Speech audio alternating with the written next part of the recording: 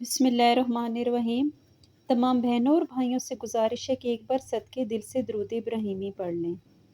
ابن عساکر نے عبداللہ ابن حذیفہ سمعی کی سوانح عمری میں لکھا ہے، یہ صحابی تھے۔ ان کو رومیوں نے گرفتار کر لیا اور انہوں نے انہیں اپنے بادشاہ کے سامنے پیش کیا۔ بادشاہ نے انہیں کہا کہ آپ نصرانی بن جائیں، میں آپ کو اپنے اقتدار میں بھی شریک کرتا ہوں اور اپنی لڑکی آپ کے نکاح میں دیتا ہوں۔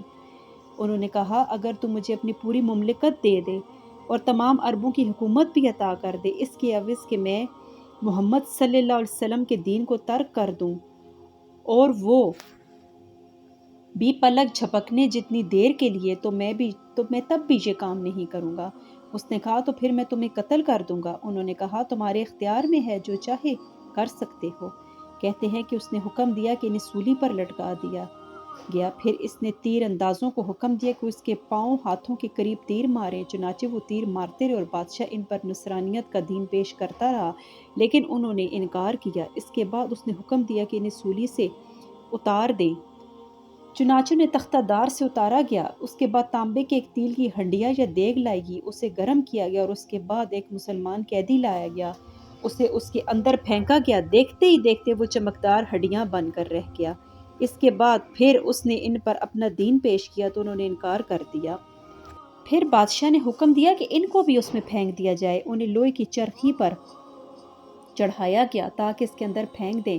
اس وقت وہ روئے۔ اس پر اس بادشاہ کو یہ لالچ پیدا ہو گیا کہ شاید اب مان جائیں، تو انہوں نے اسے بلایا تو انہوں نے کہا، میں رویا اس لیے ہوں کہ میری جان ایک ہے اور یہ ابھی اسی دیگ میں ڈال دی جائے گی اور ختم ہو جائے گی، لیکن میری خواہش تو یہ ہے کہ میرے جسم کے ہر بال کے برابر جانیں عطا ہوتی اور وہ بھی اللہ کی راہ میں قربان ہوتی۔ ایک روایت میں ہے کہ اس نے جب یہ بات سنی تو ان کو قید کر دیا اور کھانا بند کر دیا۔ ایک عرصے تک یہ پابندی تھی۔ اس کے بعد انہیں شراب اور خنزیر بھیجا تو انہوں نے ان کو بھی ہاتھ نہ لگایا۔ تو انہوں نے بلا کر پوچھا کہ تم ان کو کیوں نہیں ہاتھ لگایا؟ تو انہوں نے کہا، یہ چیزیں اس وقت تو میرے لیے حلال ہے، لیکن میں تمہیں خوش کرنا نہیں چاہتا۔ اس پر بادشاہ نے کہا کہ چلو میرے سر ہی کو چوم لو، میں تمہیں رہا کر دوں گا۔ اس پر انہوں نے کہا، تم میرے ساتھ تمام مسلمان قیدیوں کو رہا کرو گے؟ تو اس نے کہا، ہاں۔ تو انہوں نے اس کے سر کو چوم لیا اور انہوں نے وہ تمام قیدی رہا کر دیے جو ان کے ساتھ تھے۔ جب وہ لوٹے تو عمر بن الخطاب نے فرمایا، ہر مسلمان پر یہ حق ہے کہ وہ عبداللہ بن حذیفہ کا سر چومے اور میں اس کی ابتدا کرتا ہوں۔ وہ اٹھے اور انہوں نے ان کے سر کو چوما۔ اللہ دونوں سے راضی ہو۔